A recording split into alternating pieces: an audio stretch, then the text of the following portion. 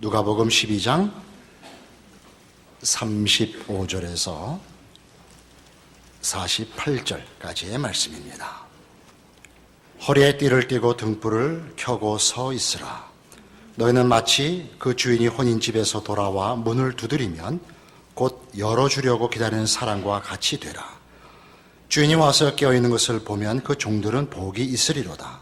내가 진실로 너희에게 이르노니 주인이 띠를 띠고 그 종들을 자리에 앉히고 나와 수종 들리라. 주인이 혹 이경에나 혹 삼경에 이르러서도 종들이 그같이 하고 있는 것을 보면 그 종들은 복이 있으리로다. 너희도 아는 바니 집 주인이 만일 도둑이 어느 때에 이를 줄 알았더라면 그 집을 뚫지 못하게 하였으리라. 그러므로 너희도 준비하고 있으라. 생각하지 않은 때에 인자가 오리라 하시니라. 베드로가 여짜오되 주께서 이 비유를 우리에게 하심이니까 모든 사람에게 하심이니까. 주께서 이르시되 지혜 있고 진실한 청지기가 되어 주인에게 그 집 종들을 맡아 때를 따라 양식을 나누어 줄 자가 누구냐. 주인이 이를 때에 그 종이 그렇게 하는 것을 보면 그 종은 복이 있으리로다. 내가 참으로 너희에게 이르노니 주인이 그 모든 소유를 그에게 맡기리라. 만일 그 종이 마음에 생각하기를 주인이 더디 오리라 하여 남녀 종들을 때리며 먹고 마시고 취하게 되면 생각하지 않은 날 알지 못하는 시각에 그 종의 주인이 이르러 엄히 때리고 신실하지 아니한 자의 받는 벌에 처하리니 주인의 뜻을 알고도 준비하지 아니하고 그 뜻대로 행하지 아니한 종은 많이 맞을 것이요 알지 못하고 맞은 일을 행한 종은 적게 맞으리라. 물을 많이 받은 자에게는 많이 요구할 것이요 많이 맡은 자에게는 많이 달라 할 것이니라. 오늘 우리가 본 본문은 예수님께서 청지기의 책임을 가르치는 부분입니다. 예수를 믿고 사는 사람들 중에 지도자들에게 준 말씀이라고 할 수 있습니다. 그러나 세상 앞에서는 우리가 또한 제사장으로 하나님의 말씀과 은혜를 증언하는 자로 서 있는 청지기인 것 또한 사실입니다. 이 본문의 내용을 여러분들이 교회 안에서 믿는 자들에게 책임을 지하는 어떤 직분에 계시든지 세상 앞에서 신자로서 살아야 하는 개개인의 신자들의 책임으로 이해하든지 간에 그 내용은 동일한 것입니다. 그것은 깨어있는 것이며 지혜로워야 되는 문제라고 성경이 가르칩니다.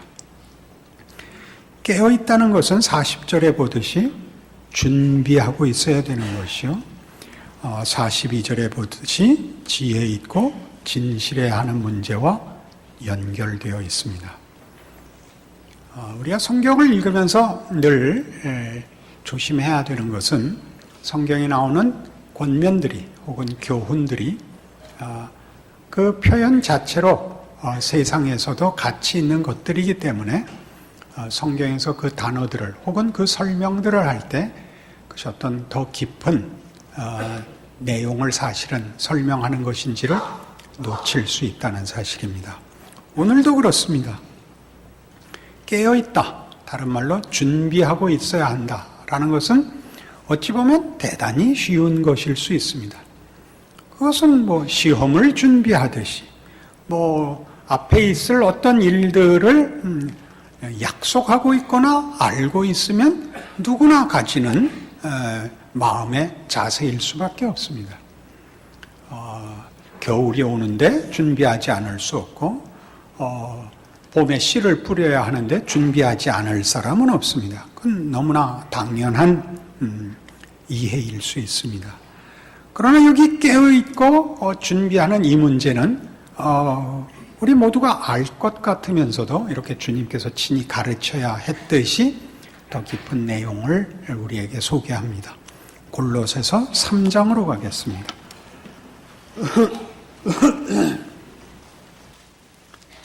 신약성경 326페이지 골로새서 3장 9절입니다. 너희가 서로 거짓말을 하지 말라. 옛사람과 그 행위를 벗어버리고 새 사람을 입었으니 이는 자기를 창조하신 이의 형상을 따라 지식에까지 새롭게 하심을 입은 자니라. 거기에는 헬라인이나 유대인이나 할레파나 무할레파나 야만인이나 수구디아인이나 종이나 자유인이 차별이 있을 수 없나니 오직 그리스도는 만유시요 만유 안에 계시니라. 예수를 믿는다는 것은 뭘까? 하나님의 자녀가 되는 것이요, 구원을 얻은 것이요, 예수 그리스도로 말미암아 새 사람이 되는 것이다. 이것이 신약 성경의 종합적인 표현입니다. 예수로 인하여 변화된, 예수를 모델로 하는 정체성을 가진 존재. 이것이 이제 예수 믿는 사람들에 대한 성경의 정의고 설명입니다. 그래서 12절 이하에 이 요구가 나오죠. 그러므로 너희는 하나님이 택하사 거룩하고 사랑받는 자처럼 긍휼과 자비와 겸손과 온유와 오래 참음을 얻 입고 누가 누구에게 불만이 있거든 서로 용납하여 피차 용서하며 주께서 너희를 용서하신 것 같이 너희도 그리하고 이 모든 것 위에 사랑을 더하라. 이는 온전하게 매는 띠니라. 긍휼, 자비, 겸손, 온유, 오래 참음, 용납, 용서 같은 것들은 신앙의 본질적인 내용입니다. 그것은 예수 그리스도께서 우리에게 허락할 때 주신 새로운 인간성입니다. 새로운 성품입니다. 예수 그리스도의 속성과 성품에 가장 앞서 있는 순서 중에 가장 우선하는 속성이며 성품들입니다. 이것을 우리에게 지키라는 것이죠. 깨어있으라는 것은 우리가 누구인가 하는 정체성을 늘 고추 세우고 있으라는 뜻입니다. 땅에 내려놓지 말라는 뜻입니다. 왜냐하면 우리가 얻은 구원은 예수로 말미암아 얻은 것이며 하나님의 통치로 부름받아 새로운 사람과 새로운 통치 속에 살고 있는 것이고, 그럼에도 불구하고 그 영원한 완전이 예수님 다시 오실 때야 주어질 것이기 때문입니다. 이미 주어진 구원이며 아직 완성된 현실로는 주어지지 않은 약속 사이에 있습니다. 그 긴장 속에 있기 때문에 우리는 우리의 정체성을 지켜 우리가 가진 구원이, 믿음이, 정체성이 우리가 기대하는 소망 그리고 약속과 연속성이 있다는 것을 지켜내는 것을 깨어있다, 준비하고 있으라 라고 요구받는 것입니다. 이해하시겠죠? 우리의 신앙 고백들, 그 내용들, 예수로 모범을 보이신 변화된 새 사람, 부활, 생명, 우리가 가진 약속들을 그 완성의 날까지 현실 속에서 매일매일 지키고 붙잡고 세우고 살아가는 것입니다. 그러나 여기에는 바로 이렇게 요구하는 정체성에는 아주 깊은 의미에 있어서의 책임을 우리에게 가르칩니다. 깊은 의미의 책임이라는 것은 우리가 우리 자신이 누구인가, 우리가 무엇을 믿고 있는가, 우리가 무엇을 기다리는가만 있는 것이 아니라 그것이 가지는 더 깊은 내용, 그 정체성이 가지는 세상의 인간들이 가지는 정체성과 확연히 구별되는 이것들은 예수로 인하여 주어진 것이라서 우리가 지키는 정체성은 우리의 변화를 말할 뿐만 아니라 그 변화가 예수로 인하여 주어졌다는 것을 증언하여 그 은혜가 아직도 계속되고 있다는 것을 지킬 책임이 있음을 말하는 것입니다. 가뜩이나 어려운데 표현이 길었죠. 로마서 1장으로 갑시다.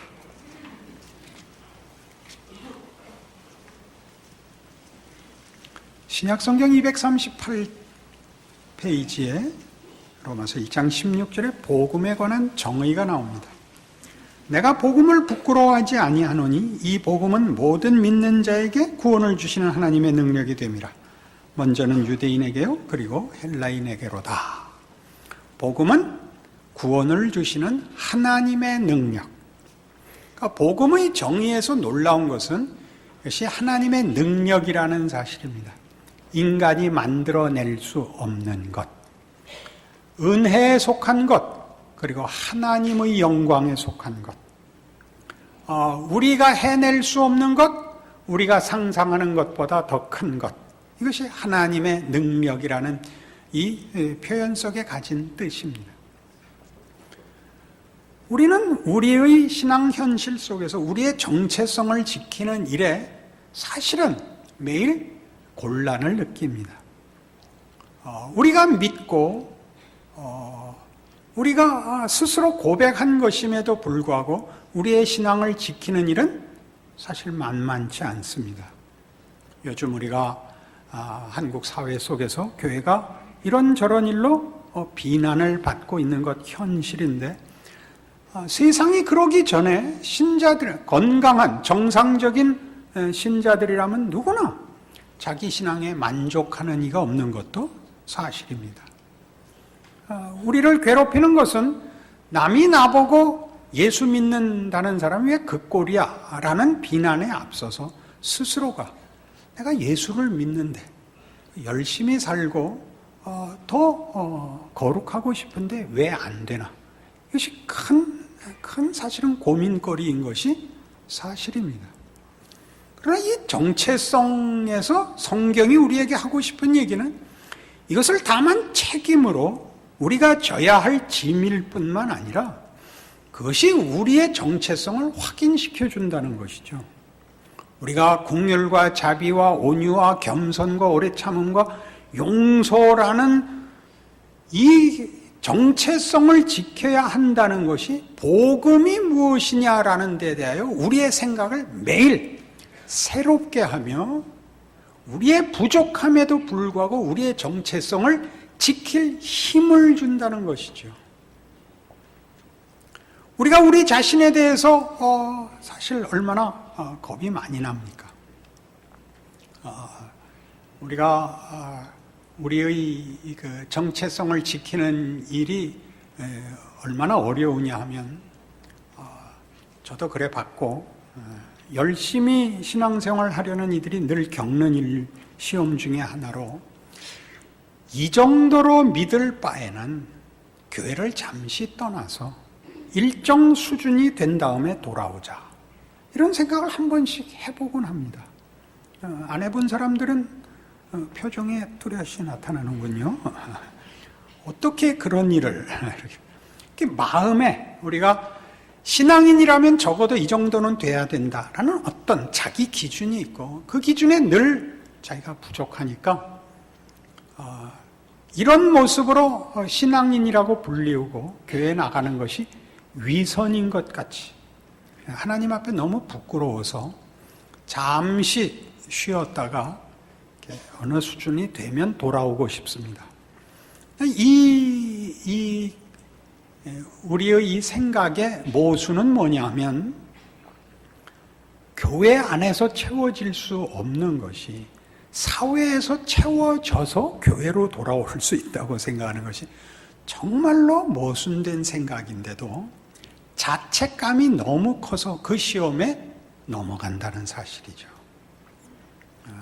내가 이 모양 이 꼴로 교회에 찾아가는 것은 교회에 대한 예의가 아니다.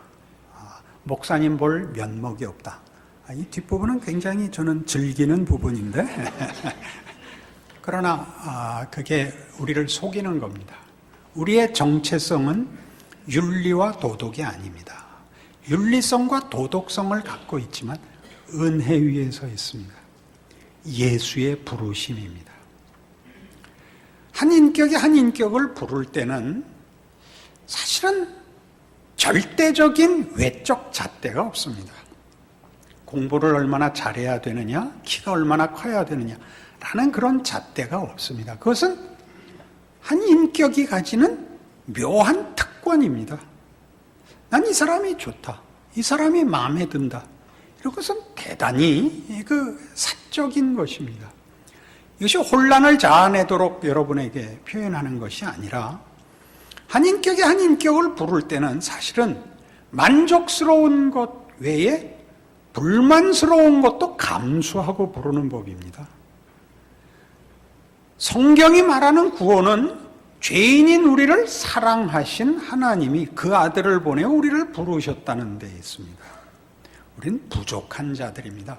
그러나 그 사랑은 흠없는 것입니다. 우리가 받은 사랑은 흠없는 사랑인데 우리는 흠 많고 많은 사랑입니다. 이 둘을 어떻게 해서든지 엮어서 자격을 갖고 싶고 스스로가 만족하고 싶어서 우리는 예수로 인한 기독교 신앙의 가장 큰 근거인 은혜까지도 제고하고 싶은 겁니다. 떳떳하고 싶은 것이 아마 가장 큰 이유일 것입니다. 이것을 지금 성경이 우리에게 뭐라 그러는 것이죠. 그것은 하나님의 능력이다. 같은 로마서 4장에 가면 13절 이하에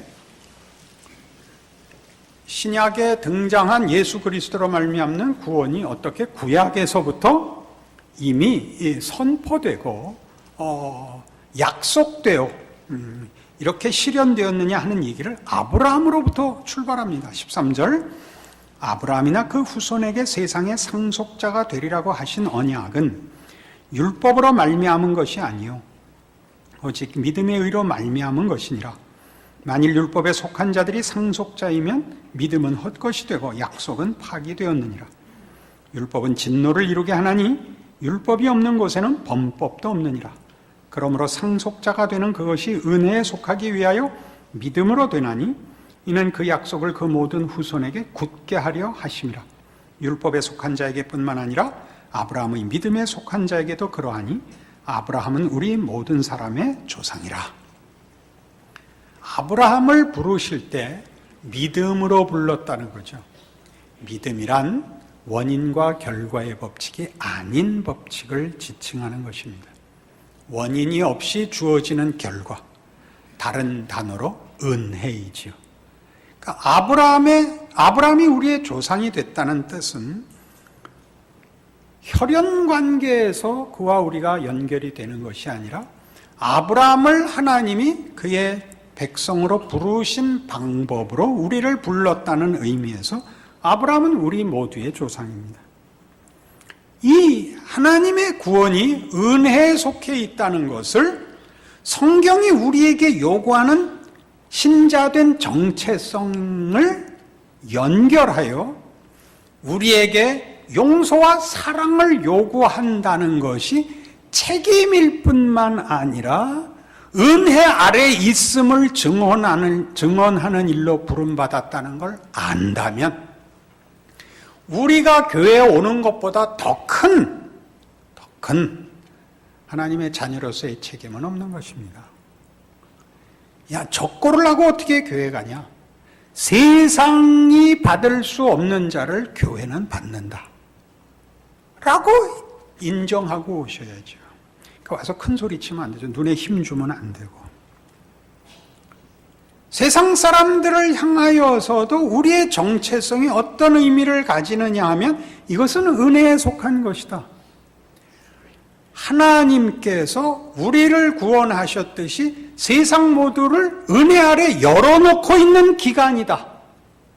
그래서 우리가 이미 하나님의 자녀가 되었으나 그 완성을 아직 현실로 부여받지 못하고 고난 속에 사는 것이 우리가 우리의 정체성으로 갖고 있는 것과 연속성을 가지는 은혜의 증언이다라고 이해하는 것이죠. 왜 이 고단한 인생을 살게 하시는가? 왜 빨리 안 오시는가? 너 같은 죄인이 아직 더 많기 때문에.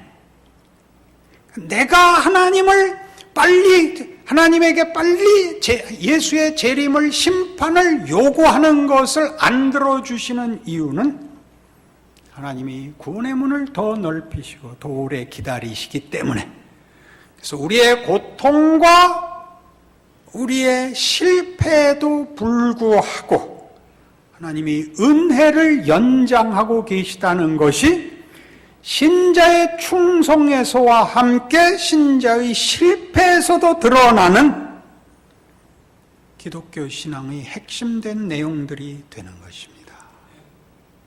그래서 마음 놓고 실패하지는 마십시오. 무시무시한 증언을, 무시무시한 내용을 우리가 담고 사는 자가 되었습니다. 우리가 금괴를 나르는 추록 같습니다. 금괴를 잔뜩 싣고 어디까지 가야 되는데 어느 길 한 군데에서 추록이 뒤집어지면 어떻게 되겠습니까? 금괴가 도로 위에 산더미같이 쏟아져 넘쳐나면 얼마나 지나가던 사람들이 다 행복하겠습니까? 하나씩 빨리 들고 튀는 거죠. 제가 이해하는 신자의 생애와 존재는 그의 실패마저도 아스팔트를 덮은 금괴가 될 것입니다. 아멘 안 하는 사람들은 누구십니까? 한 번도 실패한 적이 없다.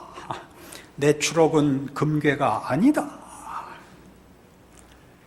진실로 하나님의 일하심의 신비는 우리의 이해를 벗어납니다.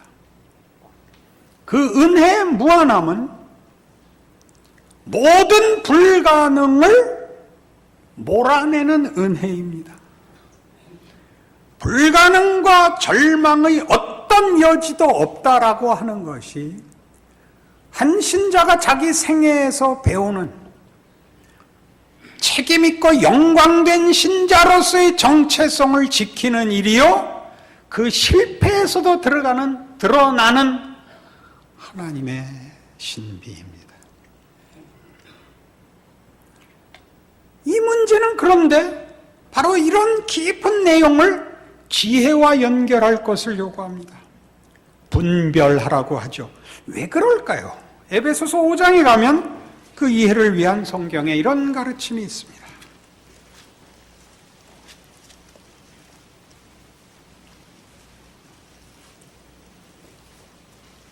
314페이지 에베소서 5장 8절입니다. 너희가 전에는 어두움이더니 이제는 주 안에서 빛이라. 빛의 자녀들처럼 행하라. 빛의 열매는 모든 착함과 의로움과 진실함이 있느니라. 주를 기쁘시게 할 것이 무엇인가 시험하여 보라. 너희는 열매 없는 어둠의 일에 참여하지 말고 도리어 책망하라. 그들이 은밀히 행하는 것들은 말하기도 부끄러운 것들이라. 그러나 책망을 받는 모든 것은 빛으로 말미암아 드러나나니 드러나는 것마다 빛이니라. 그러므로 이르시기를 잠자는 자여 깨어서 죽은 자들 가운데서 일어나라. 그리스도께서 너에게 비추이시리라 하셨느니라. 깨어 있어야 될 것, 우리가 가진 것이 우리의 정체성일 뿐만 아니라 이웃에게 비추는 빛이라는 것, 이제껏 설명한 것이 여기 이렇게 다시 반복되어 나타났습니다.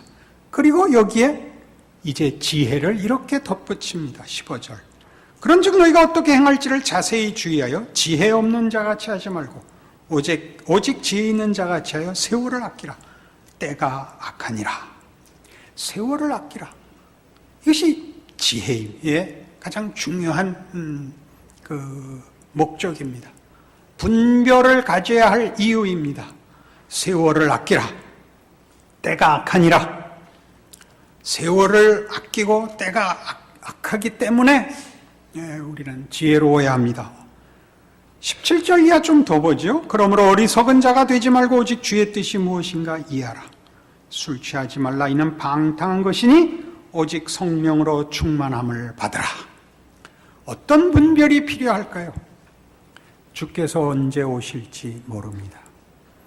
우리에게 주어진 우리의 신앙의 내용을 지키는 우리의 정체성을 유지하는 깨어있음, 세상의 빛이 되는 우리의 정체성이 바라는 증언, 이것을 매일매일 해야 된다는 것입니다. 이것이 지혜요 분별입니다. 때가 악하기 때문에 우리는 하루를 우리의 책임을 지키는 일에 허덕입니다. 내일로 미루고 싶습니다. 그것이 여기 나오는 술 취하지 말라입니다. 성령 충만을 받으라라는 신약 성경의 가장 중요한 요청 혹은 축복된 약속과 대비하여 술 취하는 것을 등장시킨 이유가 무엇일까요?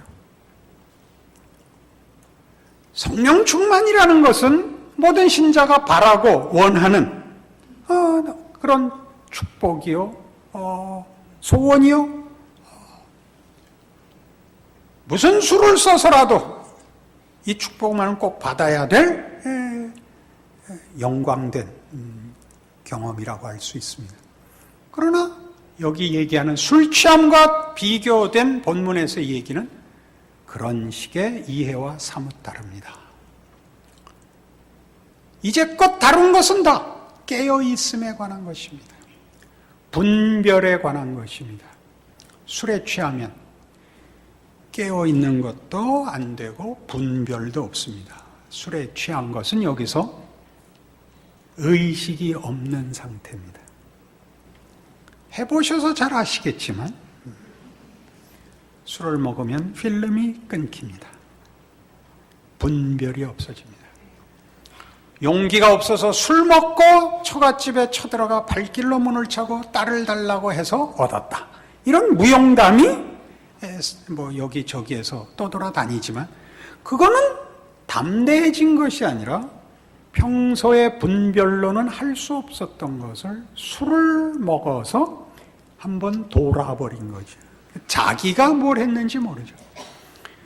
영웅담에는 성공한 것만 떠돌아다니지만 매 맞아 죽은 얘기는 무수히 많습니다. 술 취함은 바로 그겁니다. 정확히. 그래서 우리가 무슨 짓을 하느냐 하면 앞에 있었던 얘기와 연결해서 이제 빛의 자녀가 되고 성령 충만하고 의롭고 거룩한 문제를 정체성으로 가진다는 것이 어떤 은혜를 반영하고 있는가를 놓치면 그게 전부 자책감으로 작용을 하게 됩니다. 자책감으로 작용하면 그것을 본질적인 문제가 아닌 데다가 끌고 가서 책임을 면하는 핑계로 삼습니다. 우리 교회는 이상하게 사랑이 없어. 그래서 난 교회 안 가. 이렇게 도망가기 시작합니다. 아까도 든 예. 이렇게 믿을 바에는 차라리 잠시 교회를 떠났다가 마음을 깨끗이 해서 돌아오는 게 어때? 이런 것들로 오늘을 술을 먹어버리는 것입니다. 무수히 그런 핑계들 속에 살고 있죠. 사소한 것에 다 떠넘긴 겁니다. 제가 많이 받는 불만 중에 이런 사소한 목사님 왜 밤낮 양복을 그것만 입구나? 나 이게 제일 편해서 그런다. 왜? 우리가 지금 양복 쳐다볼 틈이 어디 있냐? 이게 중요한 건데 계속 그 얘기. 그래서 이거예요. 교회는 왜 욕먹냐? 왜 그렇게 하냐? 난 그래서 이렇게 도망가고 있는 겁니다.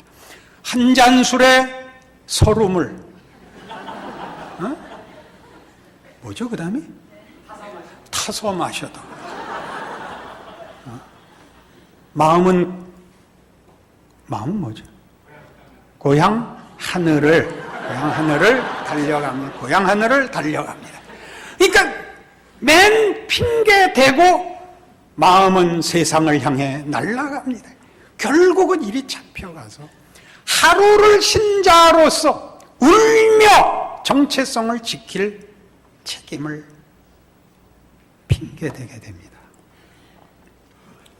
내가 실력이 있는 것이 아니라 예수로 말미암은 구원을 얻었기 때문에 부끄럽게 한이 없지만 내가 사랑과 용서와 겸손을 외친다. 나를 위하여 외친다. 세상은 주지 못하는 것을 난 알고 있다. 아직 실천하고 있지 못하지만 그러나 나를 보지 말고 예수를 봐라라고 아우성을 치는 것이 신자들의 하루의 몫인 겁니다. 여길 도망가 버리게 되죠. 그게 분별입니다. 지혜 있는 자가 되라. 성실하게 살라. 오늘 네가 지킬 수 있는 은혜의 자락을 붙잡으라. 우리가 잡을 수 없는, 은혜로 붙잡을 수 없는 것이 신앙의 내용 중에 무엇이 있더냐? 이렇게 말하는 것이 청지기론입니다. 우리 이걸 도망가죠. 성령 충만은 뭐죠? 그래서 에베소서 5장 1절에서 21절에 이르도록 가르치는 것입니다. 생각해라, 깨어있어라, 내 자리 지켜라, 도망가지 마라. 무엇으로 핑계대지 마라. 에베소서 5장 전반부의 얘기들입니다. 우리는 우리의 공동체를 잘 돌보고 신앙이 높고 깊어지기를 물론 원합니다. 그러나 그건 다만 도덕도, 다만 업적도 아닙니다. 예수가 누군가에 대한 깊은 이해, 그로부터만 나오는 은혜와 영광됨에 참여하는 것입니다. 우리는 기쁨과 감사로 이 일을 맡는 때도 있고 울고 부끄러워하면서 이 일을 맡는 때도 있습니다. 이 일을 맡는다는 것은 능력에 관한 문제가 아니라 은혜에 우리 자신을 맡기는 것입니다. 우리를 버리시지 않는 하나님을 예수 안에서 확인하는 행위, 그것이 책임 있는 청직이라는 얘기입니다. 책임이라는 얘기는 결단코 자격을 논하는 것이 아니라 은혜의 무한함을, 거기서 도망갈 수 없음을 우리에게 가르치는 것, 그것이 예수님이 가르치신 청지기론입니다. 여러분의 존재와 여러분이 알게 됐고 고백하고 있는 기독교 신앙 고백의 내용들은 놀라운 것입니다. 그 사실 기억하시고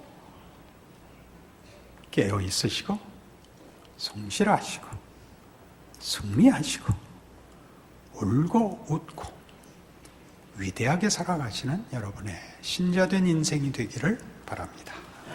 기도하십시다. 하나님 아버지 은혜를 감사합니다. 하나님의 자녀로 산다는 것은 놀라운 것입니다. 우리의 성공에서뿐만 아니라 우리의 실패에서도 예수 안에 있는 기독교 신앙의 놀라움이 증언된다는 사실에 우리는 감사할 뿐입니다. 우리의 실패는 우리를 절망으로 끌고 가지 않고 더 많은 은혜와 더 많은 겸손과 더 많은 용서로 우리를 인도할 것입니다. 더 깊고 넓게 우리의 생애가 하나님의 자녀인 것을 증언하는 복된 인생이 되도록 충성할 믿음 주시옵소서. 예수님 이름으로 기도합니다. 아멘.